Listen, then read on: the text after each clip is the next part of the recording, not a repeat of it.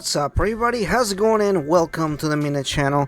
Today we're gonna do a little bit of a different video here, as we're gonna be discussing Atlus 35th anniversary for two different reasons. One, it looks like Atlus is celebrating their 31st anniversary, but not only that, but they also had an really interesting interview with the general director, manager Naoto Hiroka, who has been working on Atlus for a long time. So he's a veteran. He's been in the industry for a long time, and he's been with Atlus for pretty much a lot of his career. So it's interesting to see his point of view and what he thinks about it and so on. So really interesting point of view there. Not only do we get some interesting aspects as far as what their plan is for future content pertaining to Atlus, but they also look back at the series, at the different games that they have made so far, and maybe some of the stuff that he wants to work on in the future. So it's a really interesting article, which I'm gonna talk about in a second.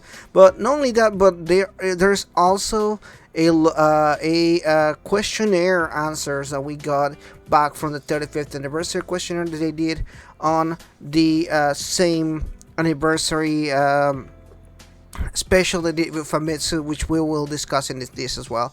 So let's go ahead and jump right into it here with the biggest things here. So one of the more interesting aspects is as looking back on the history of the Atlus, one of the bigger things that they were asking is what was the bigger turning point as far as like everything, and they just really talk about how the entire company just kind of changed, especially now that they were kind of like they went from being bought out by a company to a different company. I don't know if you guys knew, but Atlus actually went bankrupt a few times, and they really changed ownership over time, which is funny seeing a company just kind of change ownership from place to place, but still being able to consistently deliver good games and still pretty much feel like the same company. It's an interesting aspect. Atlus and Sega have a pretty good relationship with each other, and it doesn't seem like it really affects them and everything. But yeah, so Hiroka talks about how long he's been in the company. He's been in the company since 2002, and he actually was a fan. You know, he really just started working in with Nocturne, Shin Megami Tensei 3 Nocturne, and just kind of seeing that evolve into what's now. So it's interesting concept as well. He does talk a lot about the different aspects as far as like different projects that they haven't really talked about now, such as Project Refantasy, which he did say that it looks like it's gonna be able to be delivered on time, which is good news because we don't know anything about this project and we don't know what on time means.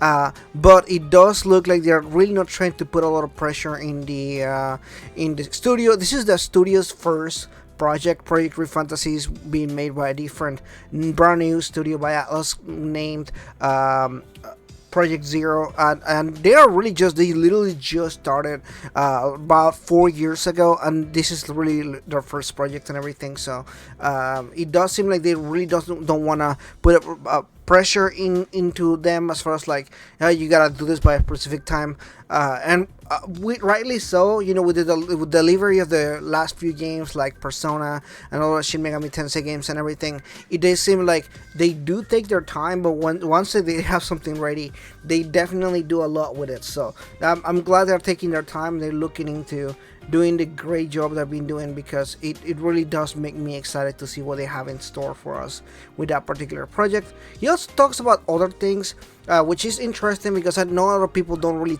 think about, but the Etrian Odyssey is another series that has been actually kind of dormant for the last few years. For a lot of different reasons. One being Etrian Odyssey is a series that's starting on the DS and the 3DS, and now with the change of hardware from the DS to dual screen to now the Switch, it definitely probably it changed their work.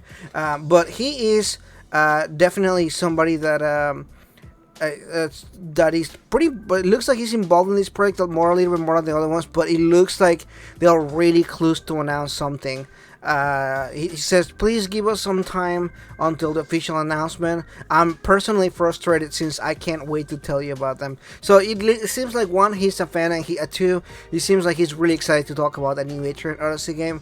I'm also pretty excited to see, because they have evolved a lot since the last two projects they did, which is, fun fact, have been Persona related as well. So interesting to see what they're gonna do with that series. I think that series is gonna translate pretty well into the Switch and maybe other consoles as well. Now that Sega is focusing more on putting games in other places, consoles, and everything, I'm curious to see what they're gonna do. So he was. They also asked him if they are still gonna be using that in-house Persona engine that they did before, and they also say they're actually using Unreal on Unity. So it looks pretty funny that although he does talk about the Persona engine, he also does mention the fact that they're now focusing more on other engines. He does talk about, like, more versatile aspects and everything, which is interesting to see. Obviously, like, the Persona engine is now a little bit old. They did it back in the PlayStation 3 era for Persona, which obviously it turned out well, but I'm wanting to see if they're gonna just kind of can it, or if they're gonna just expand into something else. And the next thing that it says is, by using a game engine with high usability, won't it be easier to expand onto multi-platform, which is obviously something that we really care about. And it says, we want as many users as possible to play our games, so depending on the title, we will try to expand to the hardware options as much as possible. In particular, the number of people who play on Steam is increasing. Persona 4 Golden, referred as P4G, has sold over 1 million copies on Steam alone. The knowledge of Sega of Europe was very helpful in porting this Steam to Steam. Oh, so it's really interesting to see that they were actually working with this with Sega, which is we know Sega has been trying, again, like I mentioned before, to kind of move into that. But it's also interesting to see that it seems like he's very open to the idea of getting more of these games, and it's funny that he mentions Persona 4 Golden and not any of the games that they had on Steam, because now they have like 4 or 5 on Steam. So it's definitely gonna be probably more Persona stuff. It's just based on the fact that he mentioned Persona. He could have mentioned many other Shin Megami Tensei games like Nocturne or even Catherine, or other projects that they had on Steam already. But it's really, again, really interesting that he mentioned particularly Persona 4 Golden as that. So yeah, he does say they understand, and says, we fully understand that there are users who wants to play games from the previous generations of the hardware but are unable to do so with current hardware. We will consider these issues. So they're definitely looking into porting. Like, this really just screams to me that this is one of the things that they are more interested on. And it's interesting now because they talk about he talks a lot of the games that he worked with and everything like that, such as Persona 3, Trauma Center, Dragon's Crown, which is, again, Persona 4 Golden. It's interesting to see his involvement with different projects, and how they are working towards the next stuff and everything.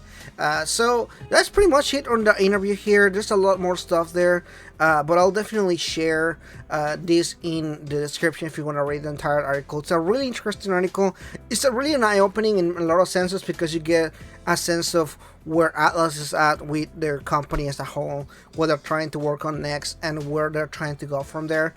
Again, I feel like there's a lot of good stuff in here, and I just can't wait. It seems like they are really aware of what's going on, which sometimes when you see companies doing some pretty catchy decisions, you're kind of like, do they know what they're missing out? But it seems like they're really aware of things like ports and multi-platform and stuff like that. A lot of the questions were pertaining to that, and they were pretty direct as far as like what they're trying to do. So I really do appreciate the fact that they are trying to do that. So the Famitsu magazine article questionnaire is just kind of getting an idea of what they're trying of like kind of like what the fans are trying to do and everything like that. It's not a really interesting article as far as the questions. Japanese audiences have like their own opinions about things, but they're very meek when it comes to that kind of stuff. They're not really like when it comes to the company of Atlus, I don't never see them like have like a big backlash or anything like that. I can't really recall one of recent memory that it really kind of made any kind of sense. It's just kind of things like what was your favorite character, or kind of a game or that kind of stuff, which is again pretty interesting to see. So Atlus still celebrating their 35th anniversary. We'll get probably more stuff in the future, but it's definitely keeping an eye on new projects. Like I said, with Re Fantasy, or even again with the new Atrian Odyssey game. So we'll see what that goes from here. Let me know in the comments below, what are you excited from when it comes to Atlus? And it doesn't have to be Persona. I know a lot of my viewers here are Persona fans and everything, but there's also a lot of things out there that they're working on. Again, they do a lot of collaborations with Vanillaware, for example, and even other studios out there, and it does seem like they're really working on more stuff. So let me know in the comments below, what are you interested in for Atlus on the 35th year anniversary? Do you expect them to do some kind of cool collection or anything like that, or did you want anything of the sorts? Remember, Persona 25th anniversary and Atlus 35th year anniversary, so interesting things going on. Anyway, thank you so much for watching this. If you're new, please consider liking and subscribing, and I'll see you guys in the next video. Bye bye.